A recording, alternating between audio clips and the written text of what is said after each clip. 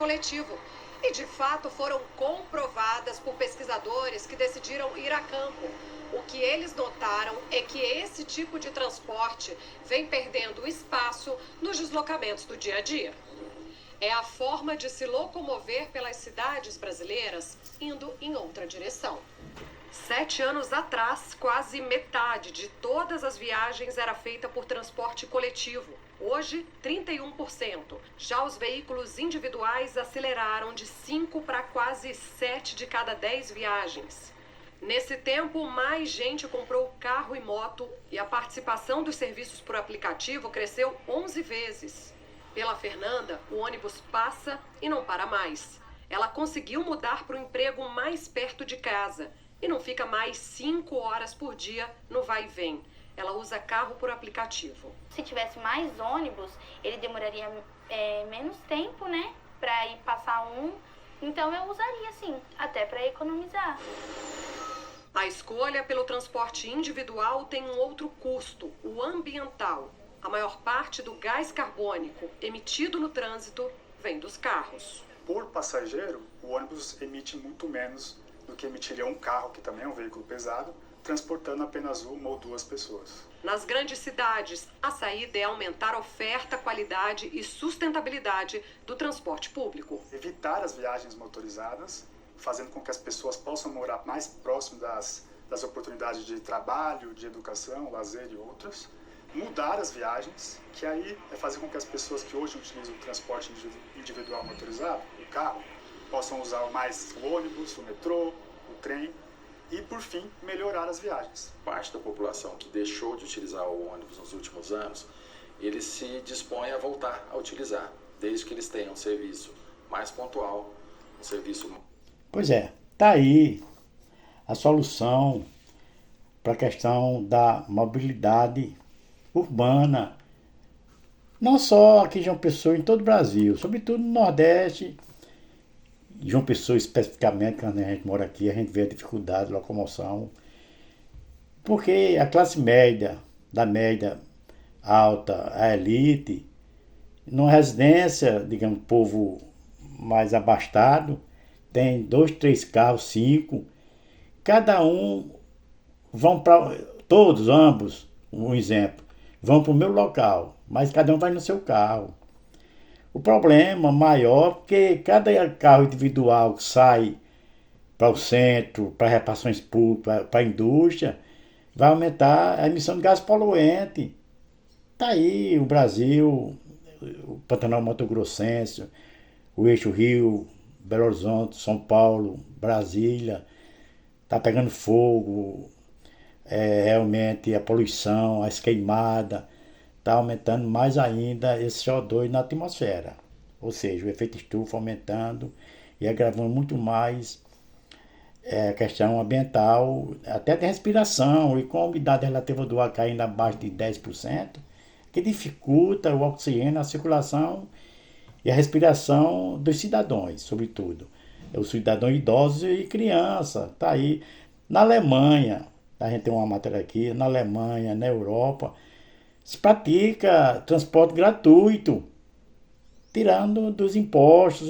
O cidadão não paga os impostos, por que não dar gratuidade ao transporte, sobretudo para as camadas vulneráveis da sociedade, que desloca em São Paulo, o trabalhador tem que deslocar 3 horas antes, 2 horas para ir e 2 para voltar.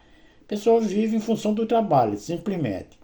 Vamos mostrar a matéria da Europa, que lá em Alemanha, Luxemburgo, Malta, tem um transporte coletivo gratuito.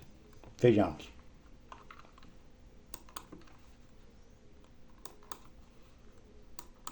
Ela repercutiu bastante na Europa. A Alemanha introduziu um bilhete mensal de 9 euros para uso no transporte público em todo o país. Ou seja, algo em torno de R$ 45, R$ 46 para pegar ônibus, metrôs, bondes, trens regionais, quantas vezes quiser. Foi um tipo de presente do governo aos cidadãos em tempos de inflação, sobretudo do combustível. A notícia chamou a atenção porque muitos países da Europa enfrentam pressão para que o transporte público seja barateado ou até gratuito. Na Alemanha, o benefício tem data para acabar, vale até agosto, quando acaba o verão. Mas em outros lugares da Europa, o transporte público já é gratuito há muito tempo, independente da circunstância.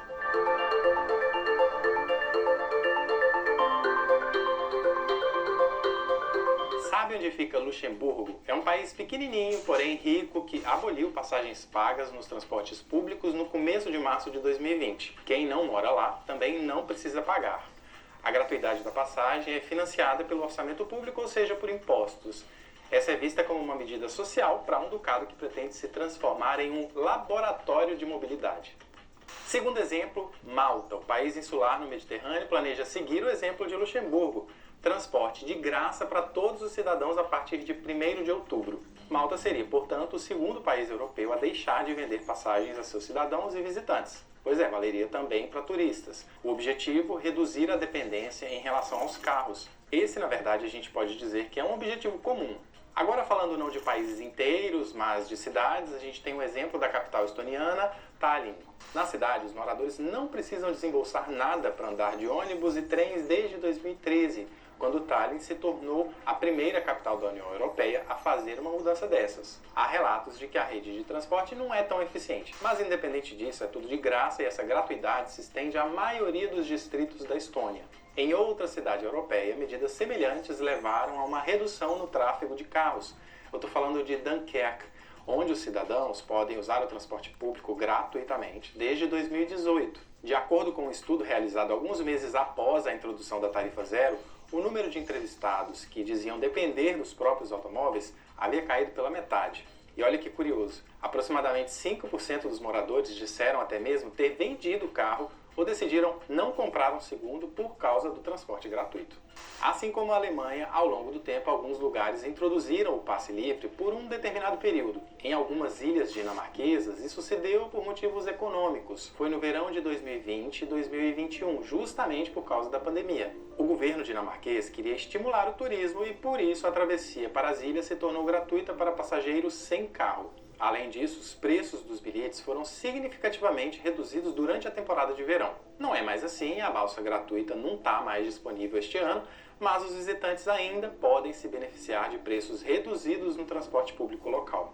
E tem exemplos mais antigos. A cidade belga de Hasselt alcançou fama internacional, principalmente ao introduzir o uso gratuito do transporte público em 1997. Os cidadãos puderam andar de ônibus e trens gratuitamente até 2013, quando a prefeitura encerrou o experimento porque, a longo prazo, os custos ficaram muito altos. Pois é, fala-se em experimento porque, de certa forma, é meio isso. O modelo é implementado, em geral, em pequenas localidades, países, para testar a viabilidade. Ou porque alguma circunstância permitiu, favoreceu. A gente também não pode esquecer que gerenciar um projeto assim, numa escala menor, é mais fácil.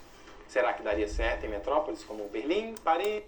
Tá aí. O exemplo da Alemanha, Luxemburgo, Malta e os pequenos países lá da Europa. Se lá pode, porque aqui não pode. Vai trazer dividendos na geopolítica de atrair o turismo aqui. Quem João Pessoa, por exemplo, adotando a política coletiva de ônibus lá da Europa, acredito sim que João Pessoa só tem a ganhar. Vai haver desenvolvimento sustentável, geração de emprego e renda, vai atrair o turista nacional, internacional e a produção, repito, de rendimento, de divisas e geração de mais impostos para justamente bancar nosso orçamento democrático, dentro de uma LOA do orçamento democrático plurianual, anual e plurianual, para realmente bancar o transporte coletivo gratuitamente.